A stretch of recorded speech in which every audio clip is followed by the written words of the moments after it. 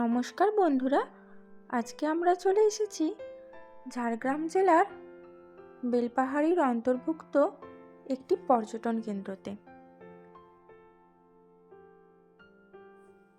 যেটির নাম ঘাগরা। এই স্থানের মধ্য দিয়ে ঘাগরা নদী বয়ে চলেছে আর সৃষ্টি করেছে ছোট্ট একটা অপূর্ব সুন্দর মনোরম জলপ্রপাত। ঝাড়গ্রাম শহর থেকে প্রায় 41 কিলোমিটার দূরে বেলপাহাড়িতে রয়েছে এই জলপ্রপাত।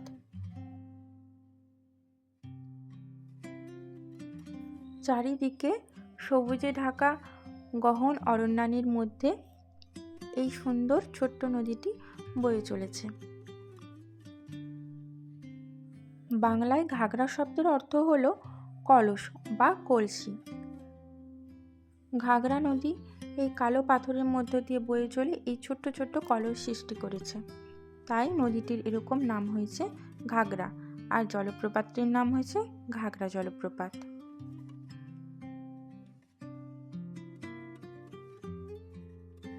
আমাদের একদিনের বেলপাহাড়ি ট্যুরে একদম লাস্টের দিকে আমরা রেখেছিলাম এই ঘাগরা জলপ্রপাতটি দেখার জন্য।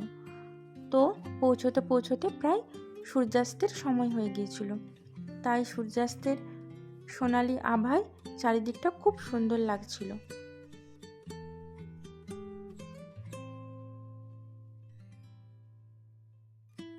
আমরা গিয়েছিলাম শীতকালে, তাই শীতকালে এতটা জল বেশি না থাকার জন্য জলপ্রপাতটির স্রোত সেরকম বোঝা যাচ্ছিল না।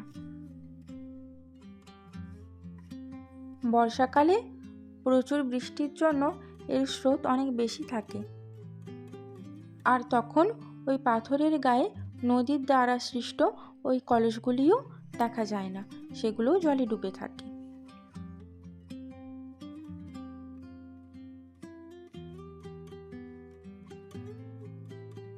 এই ঘাগরা জলপ্রপাতের পাশেই রয়েছে পিকনিকের ব্যবস্থা। বাইরে থেকে খাবার এনে এখানে পিকনিক করার ব্যবস্থা রয়েছে।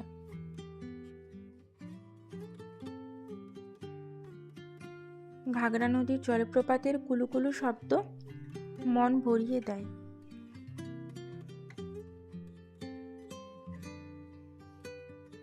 তাছাড়া আশেপাশের পরিবেশটাও খুবই শান্ত।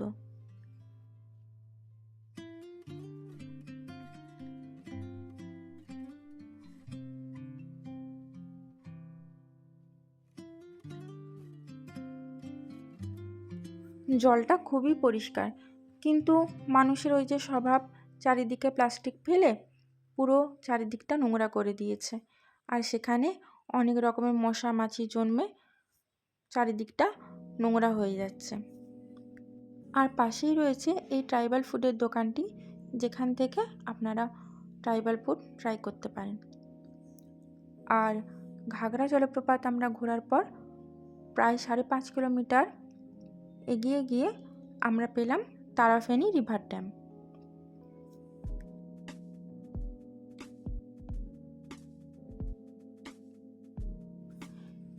এই ব্যারেজটি প্রধানত তারাফেনী নদীর উপর গড়ে উঠেছে, যা বেলপাহাড়ি অঞ্চলের মানুষদেরকে পানীয় জল সরবরাহ করছে। এখানে দাঁড়িয়ে প্রায় 10-15 মিনিট সময় কাটানো যেতেই পারে, আর চারিপাশের প্রাকৃতিক সৌন্দর্য উপভোগ করা যেতে পারে।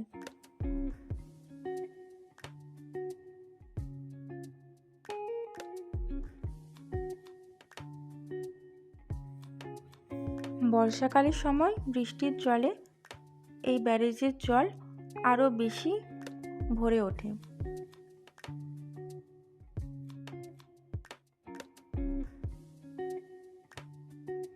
তো বন্ধুরা, আমাদের বেলপাহাড়ি ট্রিপ এখানেই শেষ হলো। আমাদের ভিডিওটা কেমন লাগলো লাইক, কমেন্ট, শেয়ার, সাবস্ক্রাইব করে অবশ্যই জানিও। ধন্যবাদ।